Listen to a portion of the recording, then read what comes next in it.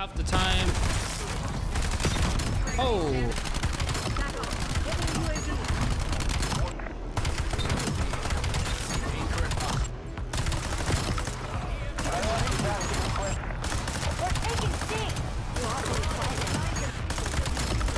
On a 20. Hey, let's go. Woo! We got it. Let's go. First nuke. And they had us locked down in the beginning, but hey, we turned up. If you feel like your aim is off and you are tired of losing gunfights and looking to drastically improve your aim, accuracy, as well as gun skill here in Black Ops 7, you came to the right video. We're gonna be going over how you can abuse the aim assist, control recoil, and turn your gameplay around. So if that sounds good, drop a like on the video, subscribe to the channel, turn on those post notifications to stay up to date with any and all tips and tricks. Let's get into it. So first things first, let's go over the settings you should be using to turn your gameplay around and improve your aim, accuracy, as well as gun skill. Now, as you can see, I play with an Xbox Elite controller on PC with one paddle on the back, the short paddle set up for jumping. But these settings are going to work no matter what controller you're playing with, and also no matter what console or PC you are playing on. For the button layout, I recommend running tactical. Tactical is going to be amazing, allowing you to remap your crouch and prone button by pressing down on the right thumbstick. This is allowing you to perform a drop shot while still being aimed down sight, and you can overall get in and around cover a lot easier, making you a harder target to hit and allowing you to stay alive a lot longer here in Black Ops 7. For the sensitivity, because of the aim assist nerf here in Black Ops 7, I highly recommend turning down your sensitivity so you're gonna be a lot more accurate at those longer ranges. It's gonna be a lot less sticky, so you do not want to have a sensitivity that's gonna be too overpowered for you, allowing you to miss a lot of unnecessary shots. I recommend playing within the 1.2 to 1.5 range and going ahead and adjusting in between that. I play on 1.5 horizontal as well as 1.5 vertical. This is gonna be a healthy middle ground, allowing me to turn on other players, but I'm still going to be accurate at those medium and longer ranges, and that's where I feel like a lot of players are falling short. In Black Ops 6, I used to actually play on a 1.6 because of the aim assist nerf. It's now been reduced. I highly recommend going ahead and dropping your sensitivity if you're finding yourselves losing a lot of those medium as well as long range gunfights. It's probably too high. Now, we're also going to be expanding on some other settings here as well. Vibration, I actually go ahead and turn off because of the aim assist nerf. This is definitely something I do not want to have, potentially throwing off my aim and accuracy with my controller moving. I don't want anything potentially messing up my shot at longer ranges. Here's my dead zone inputs. Dead zone settings are going to be specific to your own controller health, so you can copy these if you want, but if you need to figure out if you have stick drift, what you should do is place your controller down in the firing range, and if your character starts to drift up, down, left, or right, you need to go ahead and fine tune it accordingly. Now, under the aiming tab for sensitivity multiplier, you want to make sure that you're bumping down your ADS sensitivity multiplier as well as your focus multiplier to 0.7. It's going to be 1 by default. This is going to allow you to be a lot more accurate at medium and longer ranges. It's not going to deviate as much. It's not going to be moving around as much. It's going to be a little bit slower, which is perfect, so you can be a lot more accurate and hit those chest and headshots to get faster time to kills. If you're having trouble taking people out that are head glitching behind cover or just around objects in general, turning this down from 1 to 0.7, you're going to see a drastic improvement with your aim and accuracy, especially at longer ranges. I highly recommend going ahead and doing so. Now, you want to go ahead and expand on the advanced aiming settings. This is going to be really important here. Transition timing needs to be set to instant. By default, it is on gradual. You do not want to have any type of delay when you're trying to go ahead and use and abuse the aim assist. For the aim assist response curve type, I actually recommend playing on standard and getting used to Black Ops 7 on standard, because at a moment's notice, they can go ahead and nerf down the aim assist, kind of like what happened before the game released. And this is going to be a safety net, so you're going to be ready to experience linear and dynamic later on in the game once you've actually mastered how to aim and be accurate at those longer ranges. I always recommend everybody to get used to standard first and then going ahead and deviating, because you can wake up one day and the game's completely different. Exactly what happened when the game officially released. Now, what we're also going to be doing is obviously having target aim assist turned on. For the movement settings, I have a lot of these turned off, so I have full control of my player. I personally like to go ahead and have all of these settings turned off. Some of them are left on, as you can see, but I do not want to be doing any unnecessary movement that could potentially get me killed. You guys can see here, all these settings are the same, except that I have turned C4 detonation set to 1 by 1. So I can detonate them at free will, but those are going to be all of the controller settings here. And finally, the last setting you should go ahead and adjust to help you out with controlling recoil and being more accurate at those longer ranges, actually under the graphics view tab. For your field of view, I highly recommend playing within that 100 to 120 FOV window. Not only is it going to be giving you a bigger picture, but you're also going to be able to control a lot of the visual recoil a lot easier, especially if you have the affected ADS field of view selected. By default, it is going to be on independent. Affected is going to mirror whatever FOV you have for your iron sight or optic. So you're going to see the game aim down sight in that 110 to 120, which is going to be a lot easier to control recoil. I'm going to go ahead and showcase this in the firing range. It's going to be a night and day difference. I highly recommend switching from independent to affected. You are going to be like a completely different player here in Black Ops 7 once you go ahead and make that adjustment.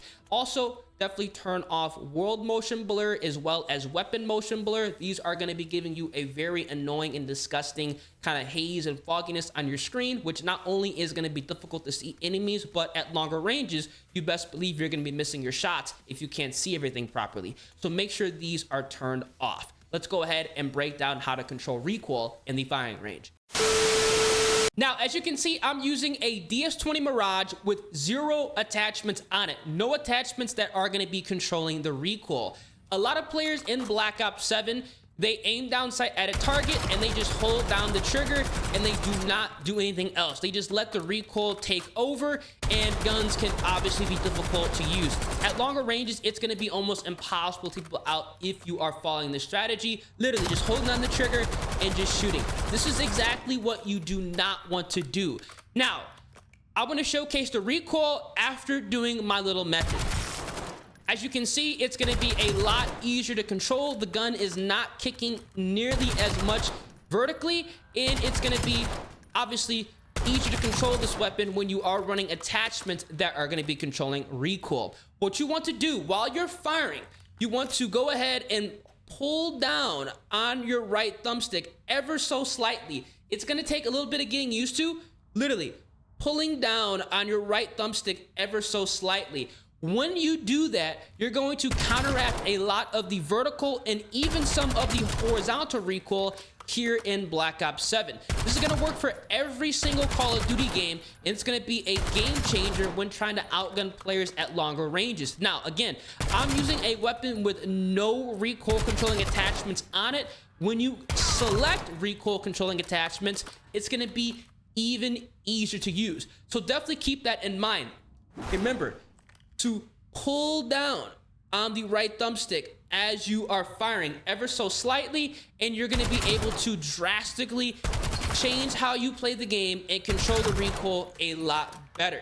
Again, this is something that a lot of people are not doing. To be fair, a lot of new players are on Call of Duty, but this is how you might be saying, oh my gosh, how are people completely outgunning me across the map with guns that have a lot of recoil? You have to pull down on your right thumbstick while you're shooting. It's going to drastically reduce the recoil of every single weapon. Do this with every weapon, no matter if you have recoil controlling attachments. The guns are going to be night and day for you, and you're going to be able to utilize other tips such as centering as well as snap aiming, which we're going to go into detail with right now. Now, there are 2 drills you must master in order to drastically improve your aim, accuracy, as well as gun skill here in Black Ops 7, and those are going to be centering and snap aiming.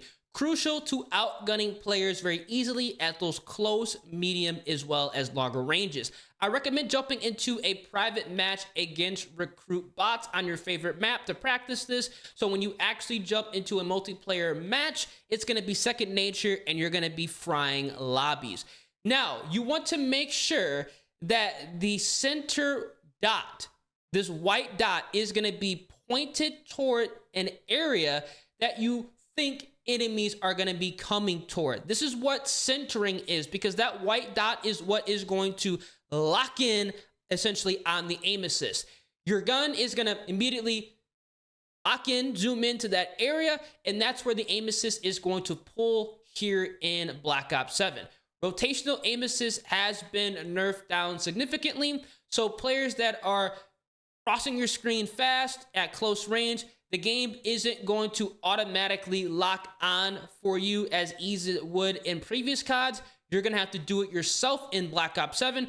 No big deal. That's where centering is going to come in handy, and you're going to see in the gameplay. Now, pay attention to the white dot. Wherever that white dot is, that is exactly where the aim assist is going to lock on, and that is how you're going to be able to outgun players. Now, again, you guys can see here very clearly that making sure that the white dot is in the general area of where enemies are going to be at, you're going to be able to snap on them very fast, and you're going to see yourself winning a lot more gunfights, especially at those close as well as medium ranges. You also want to mix in snap aiming with this. And now what snap aiming is quite literally zooming in and unzooming. You kind of saw it right there when you see more than one person on your screen at the same time, especially if they are looking at you. If people are not looking at you, it's not going to be that big of a deal because you're going to have time to go ahead and actually correct any missed shots. But when you're getting rushed by multiple players, snap aiming is going to be very important. As you saw right there, I'm going to go ahead and rewind the clip. This is where snap aiming is going to be really, really helpful. There's two people shooting at me right now. Now, this is going to be happening, obviously, a lot in multiplayer. A lot of players will transition from target to target by just dragging their ADS crosshair, iron sight, whatever. They actually won't quickly unzoom and zoom back in. That is how you're going to abuse the aim assist here in Black Ops 7, because rotational aim assist isn't as strong. Snap aiming is going to be the new substitute.